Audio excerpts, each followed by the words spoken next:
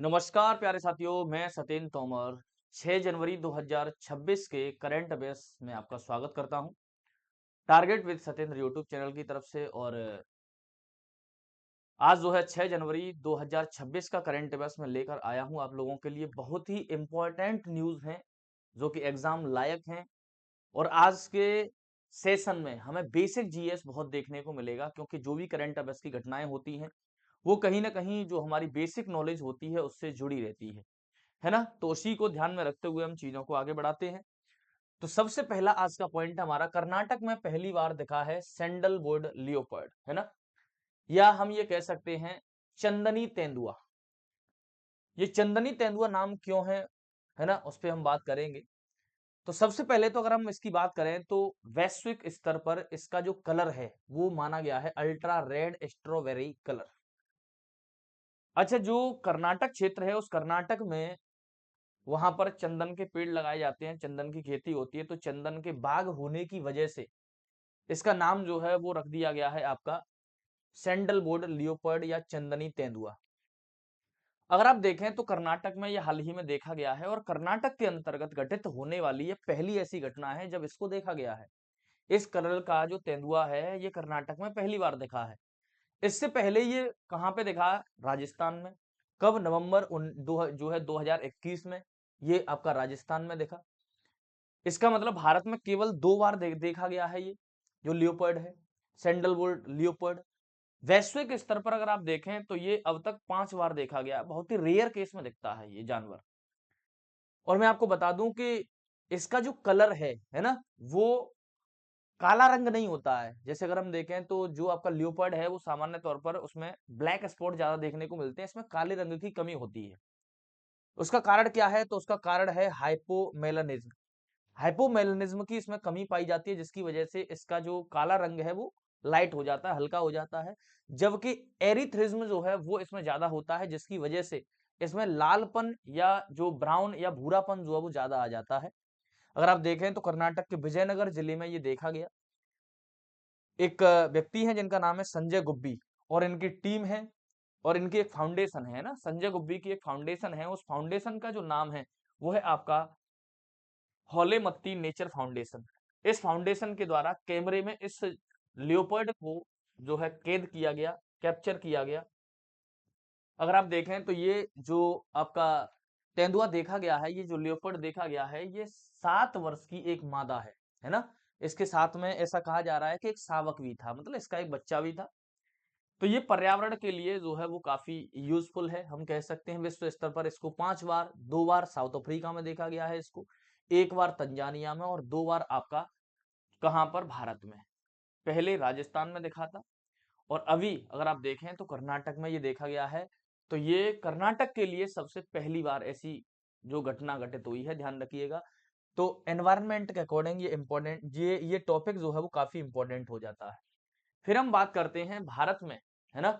जो है 3D printer के माध्यम से स्वचालित मौसम स्टेशन जो है वो बनाए जा रहे हैं। इनका इंस्टॉलेशन जो है वो स्टार्ट हो जाएगा कहाँ पर? दिल्ली में। अगले महीने से फरवरी 2026 से इनकी इंस्टॉलेशन जो है वो स्टार्ट हो जाएगी। अब यहाँ पर मैं आपको बताऊं कि ये स्वचालित मौसम स्टेशन क्या होते हैं। ये स्वचालित मौसम मौसम स्टेशन का मतलब एक तरीके से ऐसे मान लो जैसे टावर, ये आपको दिख रहा है। और ये टावर क्या करेगा? ये टावर किसी जगह पे लगा हुआ है, तो उस जगह की ह्यूमिडिटी कितनी है, उस जगह प्रेशर कितना है ना?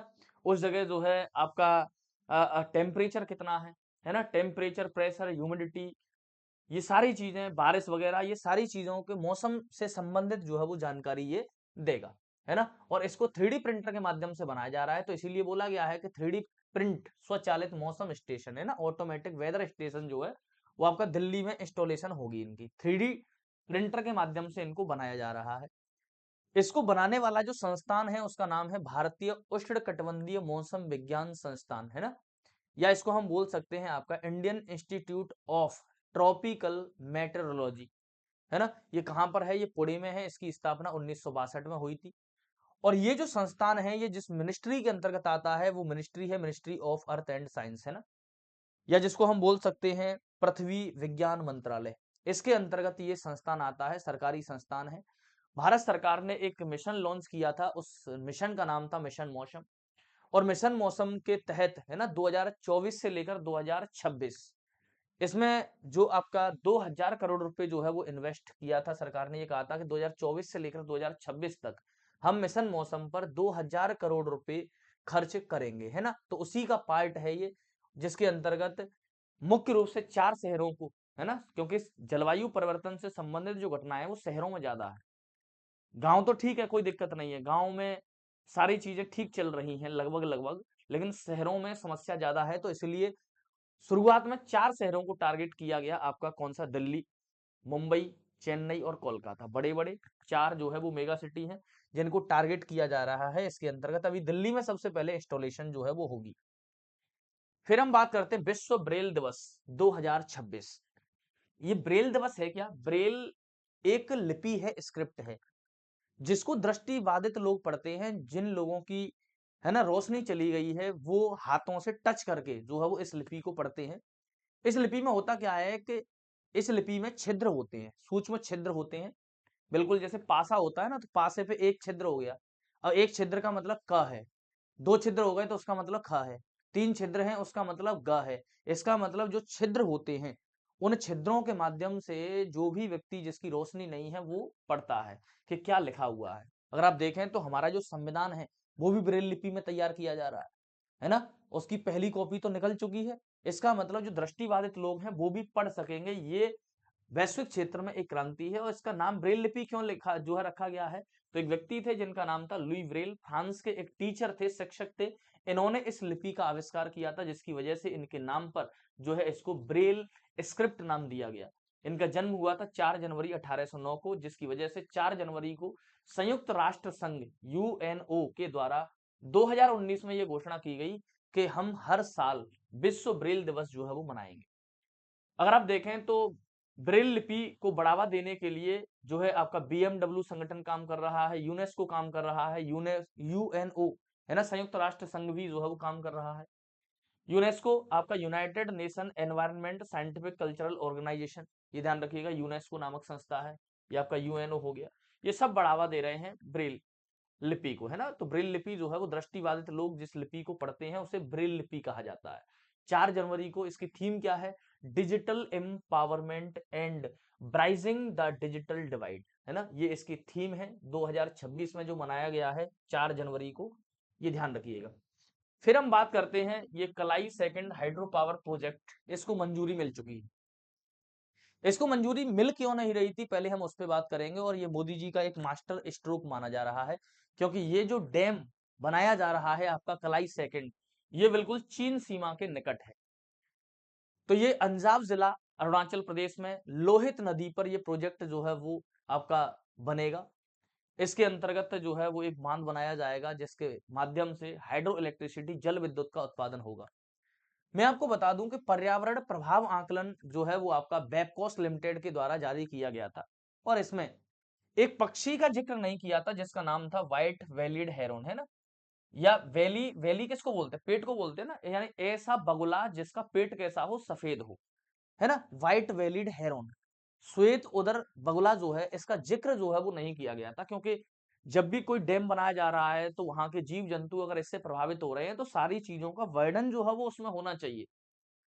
तो इस पक्षी का वर्णन नहीं जो है वो उसमें किया गया था, जिसकी वजह से जो है इसको अनुमति नहीं मिली थी। तो अब जो है इसका भी वर्णन इसमें किया गया है। तो विशेषज्ञ मूल्यांकन जो समिति है इसने इसकी अनुमति दे दी है।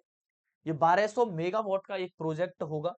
चीन सीमा के निकट है तो नॉर्मल सी बात है कि ये जो है बहुत अच्छी चीज है भारत के लिए। इसको डेवलप कौन करेगा, है ना, इस बांध को बनाएगा कौन? तो एक कंपनी है जिसका नाम है THDC India limited.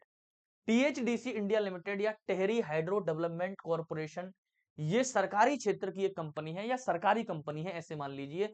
Ministry of power, है ना, शक्ति मंत्रालय के अंतर्गत आती है, शक्ति मंत्रालय के अंतर्गत आती है।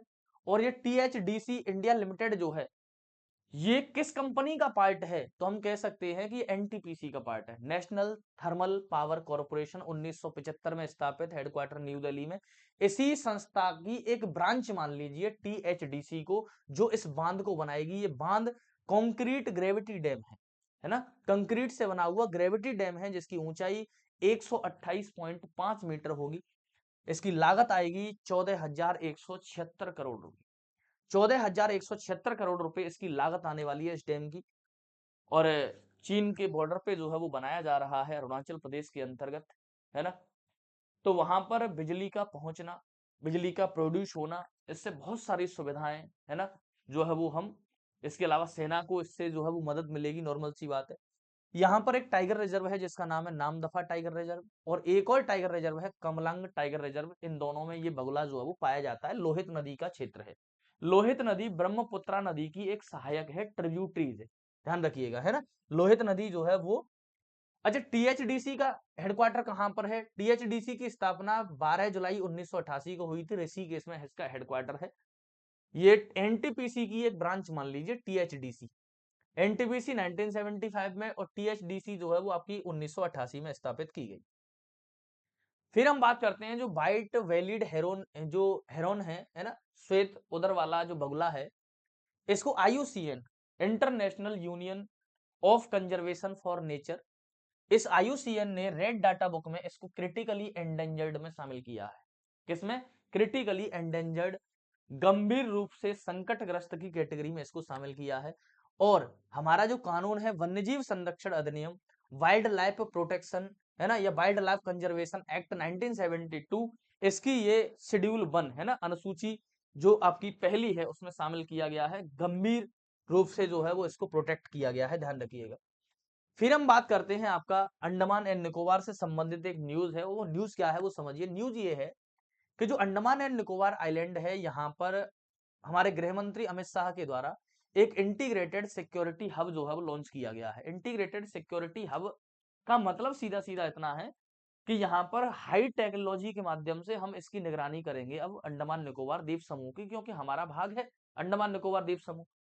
और बे ऑफ बंगाल, बंगाल की खाड़ी में स्थित है, तो अलग थलग पड़ता है, तो टेक्नोलॉजी के माध्यम से इसकी निगरानी करना बहुत जरूरी है।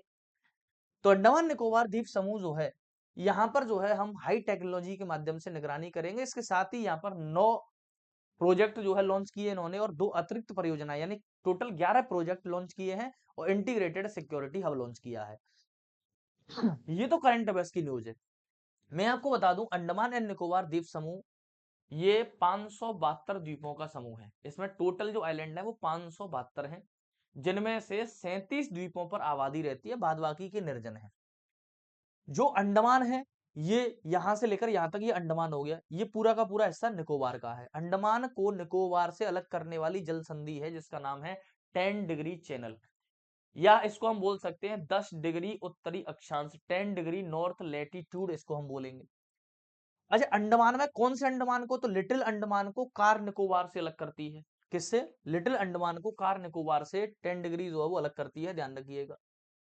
वहीं अगर हम बात करें तो इसमें, अगर आप अंडमान निकोबार की बात करेंगे, अंडमान निकोबार का ये जो आपका हिस्सा है, आपका ईस्ट वाला हिस्सा, इसमें एक तो नारकोंडम नाम का एक आइलैंड है, ये भारत का एक ज्वालामुखी है, और बेरन आइलैंड है, ये भी भारत का ज्वालामुखी है। तो भारत में 2 ज्वालामुखी हैं, वोल्केनो है, एक है नारकोंडम और दूसरा है बेरन, ध्यान रखिएगा। यहाँ पर नाम दिख रहा होगा आपको सेंटिनल आइलैंड। सेंटिनल आइलैंड है, इस पर एक जनजाति पाई जाती है जिसका नाम है सेंटिनलीज जनजाति। और ये जनजाति ऐसी है जो किसी से बातचीत नहीं करते हैं, ये बिल्कुल अलग थलग रहते हैं। कोई अगर यहाँ पे चला भी गया तो पकड़ के मार देते हैं तुरंत। ये बिल्कुल वैश्विक समुदाय से कटे हुए हैं, मुख्य समाज से कटे हुए लोग हैं, और ये शिकारी प्रवृत्ति के लोग हैं, मछली जो है पकड़ते हैं, है ना, मारकर खाते हैं, जो भी इनके पास संसाधन है उनका यूज करते हैं, लेकिन ये किसी भी व्यक्ति से बातचीत नहीं करते। तो अलग थलग बिल्कुल जो है वो जनजाति है, ध्यान रखिएगा, सेंट्रलनलीज। अब हम बात करते हैं आपका कि जो अंडमान एंड निकोबार द्वीप समूह है, इसमें कौन कौन सी ट्राइब्स हैं? तो ट्राइब्स कई सारी हैं, ग्रेट अंडमानीज, ओंगे, जारवा, सेंटिनलीज, सोम्पेन, निकोबारीज। तो इसमें सोम्पेन कई बार एग्जाम में पूछी गई है आपकी, सेंटिनलीज कई बार एग्जाम में पूछी गई है, जारवा पूछी गई है, ओंगे पूछी गई है। ये ऐसी जनजातियां हैं जो आपकी अंडमान एंड निकोबार आइलैंड्स में पाई जाती हैं। अंडमान निकोबार द्वीप समूह की सबसे ऊंची चोटी कौन सी है? सैडल पीक है, ध्यान रखिए, यहाँ पे नाम लिखा हो SADDLE, है ना, सैडल पीक। ये जो है सैडल पीक जो है वो अंडमान निकोबार की सबसे ऊंची चोटी है। वहीं अगर हम बात करें पहली से लेकर चौथी जो जनजाति है ये नीग्रिटो प्रजाति की है और सोम्पेन और निकोबारी जो जनजाति है ये मंगोलॉयड प्रजाति की है ना? तो ये जो आपकी न्यूज़ थी वो मैंने आपको बताया कि इसमें बेसिक नॉलेज ज़्यादा है। बाद बाकी करंट अफेयर्स में तो अमित शाह ने जो भी किया है वो मैंने आपको बता ही दिया, लेकिन इसकी जो बेसिक नॉलेज थी वो भी मैंने आपको बेहतर तरीके से बता दी है। अभी राष्ट्रीय वॉलीबॉल टूर्नामेंट का उद्घाटन किया है ना मोदी जी के द्वारा जो है वीडियो कॉन्फ्रेंसिंग के माध्यम से। इसका आयोजन वाराणसी में किया जा रहा है। अभी कौन जीता कौन हारा वो तो बाद की बात है ना? इसका आयोजन कौन करवाता है तो वॉलीबॉल फेडरेशन ऑफ इंडिया जिसकी स्थापना 1951 में हुई थी। इसका हेडक्वार्टर चेन्नई तमिलनाडु में है। वॉलीबॉल फेडरेशन ऑफ इंडिया वीएफआई बोलते हैं इसको, है ना? वाराणसी में हो रहा है वॉलीबॉल राष्ट्रीय वॉलीबॉल टूर्नामेंट। महाराष्ट्र के नए डीजीपी बने हैं जिनका नाम है सदानंद दाते, है ना? सदानंद दाते जो है ये रश्मि शुक्ला का जो है वो स्थान लेंगे। रश्मि शुक्ला की जगह सदानंद दाते जो है वो महाराष्ट्र के नए डीजीपी, डीजीपी मतलब डायरेक्टर जनरल ऑफ पुलिस। तो ये आपकी न्यूज थी 6 जनवरी 2026 की। उम्मीद करता हूं कि आपको ये सारी की सारी न्यूज एग्जाम में फायदा पहुंचाएंगी। चलिए इसी के साथ ही मैं अपनी वाणी को विराम देता हूं। Thank you very much.